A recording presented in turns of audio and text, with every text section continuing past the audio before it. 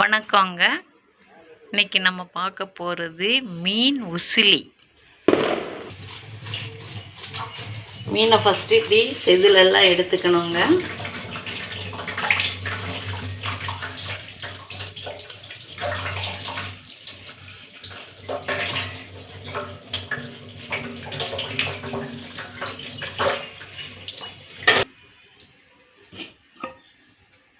இப்போ நல்லா கழுவி இட்லி சட்டியில் வச்சுருக்கேங்க.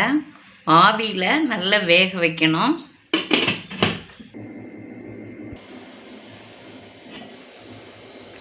இது ஒரு 7 நிமிஷம் வெந்திருக்குங்க. வெந்துருச்சான்னு பார்க்கலாம். வெந்துருச்சு, நல்லா கட்டி இறங்குதுங்க. வெந்தாச்சு. இப்போ எடுத்து ஆற வச்சிடலாம்.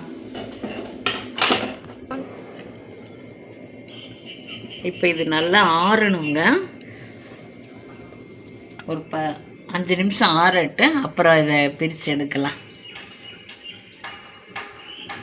இப்போ மீன் நல்லா ஆறிடுச்சுங்க. இப்போ நம்ம இதை சுரண்டி எடுத்துக்கலாம்.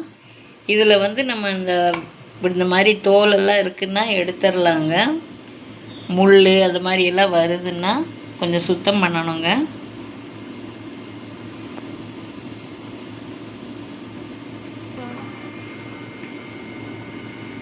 இந்த மாதிரி சதை பகுதியெல்லாம், இந்த கருப்பு தோல், சின்ன சின்ன முள் இதெல்லாம் எடுத்துடணுங்க.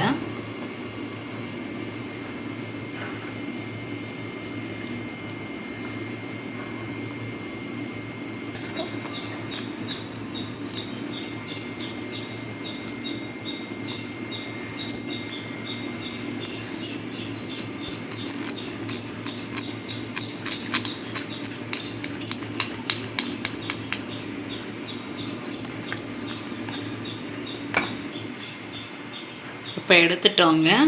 இது நமக்கு தேவையில்லை. இனி இதில் முள் ஏதாவது இருக்கான்னு ஒரு தடவை பார்த்துக்கோங்க.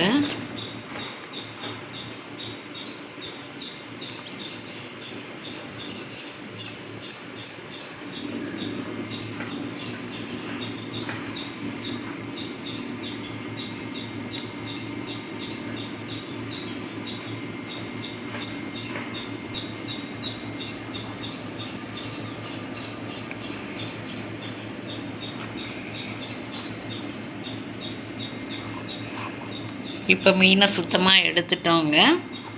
நமக்கு இதெல்லாம் தேவையில்லாதது எடுத்து வெளியே போட்டுடலாம். இப்போ கொஞ்சம் ஒரு 2 ஸ்பூன் தேங்காய் எண்ணெய் ஊற்றிக்கிறேங்க. கொஞ்சம் உளுந்த பருப்பு போடுறேங்க. கடுகு ஒரு 1/2 ஸ்பூன் போட்டுக்கிறேன். கொஞ்சம் சீரகம் போட்டுக்கிறேங்க வாசனைக்கு.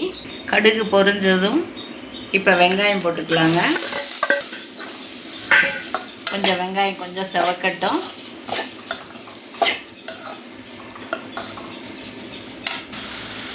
வெங்காயம் வதங்கிறதுக்காக கொஞ்சமாக உப்பு போட்டுக்கிறேங்க. அப்புறம் 2வது ஒரு தரம் போடணும். இப்போ இது வெங்காயத்துக்கு அளவாக போட்டிருக்கிறேன். இஞ்சி பூண்டு பேஸ்ட் 1 ஸ்பூன் போட்டுக்கிறேன். இப்போ வெங்காயம் நல்லா வதங்கிருச்சுங்க. இப்போ கொஞ்சம் மஞ்சள்தூள் போட்டுக்கலாம்.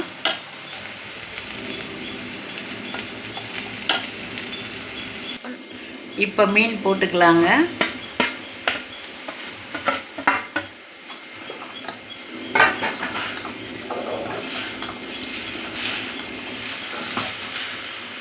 ஸ்பூன் போடுறேன்.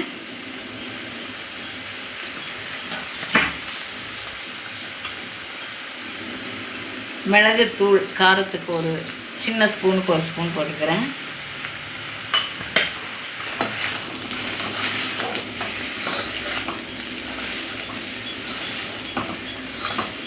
உப்பு கம்மியாகவே போட்டுக்கோங்க. ஏன்னா உப்பு ஜாஸ்தி ஆகிட்டா சாப்பிட்றக்கே நல்லா இருக்காது.